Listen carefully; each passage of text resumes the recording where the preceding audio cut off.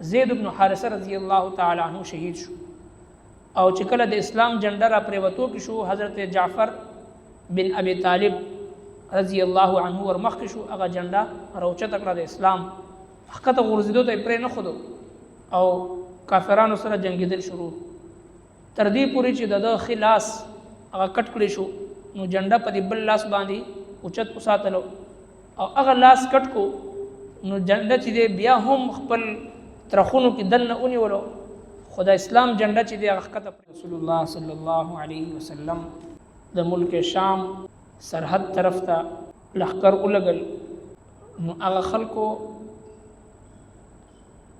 چې کوم وفد د نبی رسول الله والسلام مبارک د طرف نه تلو د دعوت لپاره، دا غینه 15 کسانی شهیدان او بیا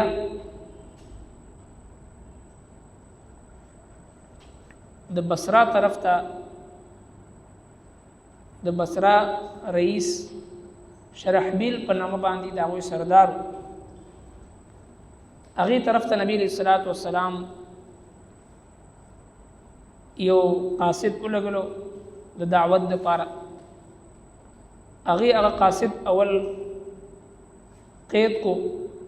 او بیا روختلو ځان ته ودرو شهید کو. جناب رسول الله صلی الله علیه وسلم د ډیر زیات خفغان او د غم نه د صحابه کرامو یو لخر هغه تیار فرمایل د مجاهدینو او دغه علاقو طرف ته روانه فرمایل. او په دې موقع باندې چې کوم جنگ شو، جنگ موتا ډېر مشهور جنگ دی. جناب رسول الله صلی الله علیه وسلم چې کله لخر تیار فرمایل، په خپل ور سره لاړو مدینه منوره نه بهر دوی ته وعظ او نصیحت فرمایل. او دا په غزواتو کې په جنگونو کې یو ډیر عجیبه جنگ چې رسول الله صلی الله علیه وسلم دغه لخر ته چې 3000 د دوی تعداد دوی ته وعظ او نصیحت فرمایل چې تاسو د جنگ دوران کې د پدی سفر کې د تقوا پرهیزګاری پابندي کوئ. او بل دا نصیحت فرمایل چې د دې لخر مشر او امیر چې دی چې چا په لاس کې د اسلام جنډه وي، هغه حضرت زید بن حارثه رضی الله تعالی عنه وي. او چې کله هغه شهید شي، نو حضرت جعفر بن ابي طالب رضی الله تعالی عنه دی به امیر شي، بیا د شهادت نه بعد به دی وي. او چې کله دی هم شهید شي، نو حضرت عبد الله بن رواحه رضی الله تعالی عنه دی به د مسلمانانو امیر وي او د اسلام جنډه به د پلاس. د رسول الله صلی الله علیه وسلم دغه پیشنګوئی یقینا د دې خبرې ثبوت چې دا درې وانه امیران به په دې سفر کې دوی شهیدان کیږي، دوی ته د شهادت مرتبه ملاویږي. او بیا نبی علیہ السلام مبارک فرمایل چې دی هم شهید شي،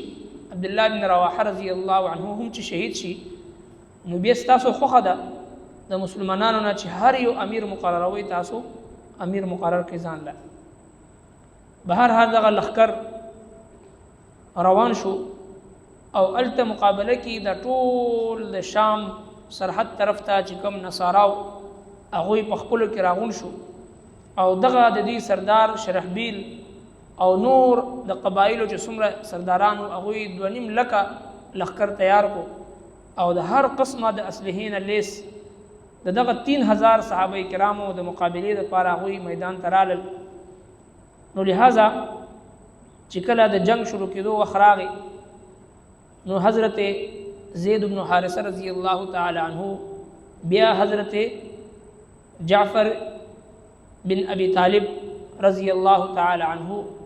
او حضرت عبد الله بن رواحه رضی الله تعالی عنہ وقتن فوقتن دوی د خپل د مجاهدینو لخر سره خطاب فرمایل.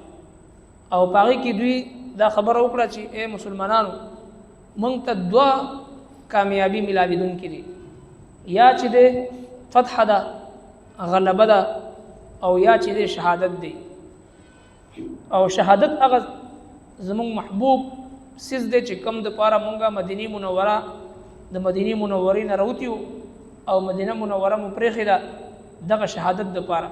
که دا مونږ ته میلو شي نو مونږ نور څه غواړو. به هر حال دغه د دوی په دې خطاب مسلمانانو کې هغه جذبه دوباره را بیداره شو او د کافرانو مقابلې د پاره دی ورمخکې شو. او چې کله د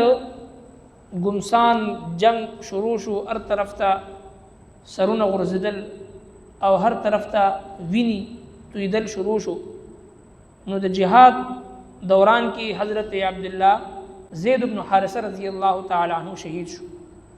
او چې کله د اسلام جنډه را پریوتو کې شو حضرت جعفر بن ابي طالب رضی الله عنه ورمخکې شو هغه جنډه راوچته کړه د اسلام حقیقت غورځېدو ته پرې نه ښودو او کافرانو سره جنګېدل شروع تر دې پورې چې د ښي لاس هغه کټ کړی شو نو جنډه په دې بل لاس باندې اوچت وساتلو او هغه لاس کټ کو نو جنډه چې دی بیا هم خپل ترخونو کې دننه ونیولو خو د اسلام جنډه چې دی هغه ښکته پرې نه ښودو تر دې پورې چې هغه دومره وار په هغې باندې د نیزو او د تورو د غشو د ده په مخ باندې د ده په سینه باندې دومره کثرت سره حمله وکړی شو چې دی هم شهید شو. هغې نه بعد چې دی حضرت عبدالله بن رواحه رضی الله تعالی عنه د اسلام جنډه راواغشته هغه اوچت کو او بیا جنګېدل شروع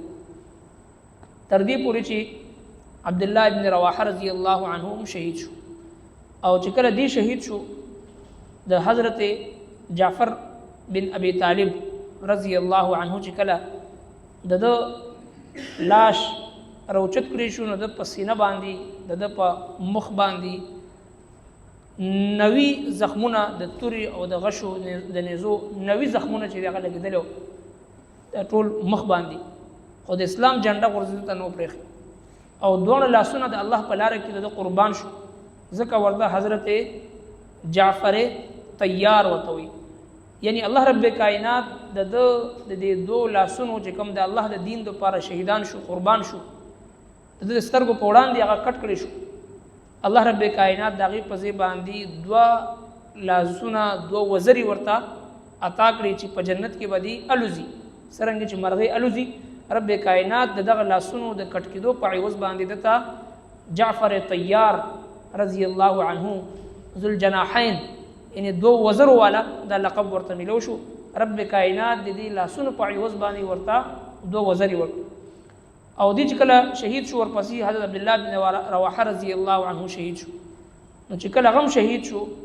نو دین بعد حضرت خالد بن ولید رضی الله تعالی عنه مخکې شو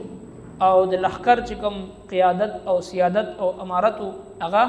خالد بن ولید رضی الله تعالی عنه لاس ته راغی او د باره کې خو جناب رسول الله صلی الله علیه وسلم دا فرمایلی چې خالد بن ولید سیف من سیوف الله صله الله علی المشرکین خالد بن ولید دا الله جل شانه د تورونه یو توره ده چې الله رب العالمین په مشرکینو باندې دا مسلط کړی دی مشرکینو لپاره دا رایستی دی. نو حضرت خالد بن ولید رضی الله عنه په خپل ژوند کې 124 جنگونو کې حصه اخیستی او ټول بدن کې داسې ځای نه و چې هغه په هغې باندې د تورې زخم نه و لګېدلی خو چونکې د الله محبوب پیغمبر دا فرمایلی چې سیف من سیوف الله دې د الله د تورو نه یو توره ده که دته شهادت میلو شوی وي نو کافرانو به وایي چې د الله توره ماته شو. او خالد بن ولید رضی الله عنه باره کې راځي 15 تورې د ده په لاسونو باندې هغه ماتې شوي او دغه 2.5 لکه لښکر چې دی د 3000 کسانو سره د الله تبارک وتعالی په مدد او نصرت چې دی هغې ته شکست ورکړه. په دې آیتونو مبارکو کې دین رسول الله جل شانه هغه واقعات ذکر کوي. ربنا تقبل منا إنك أنت السميع العليم وتب علينا إنك أنت التواب الرحيم برحمتك.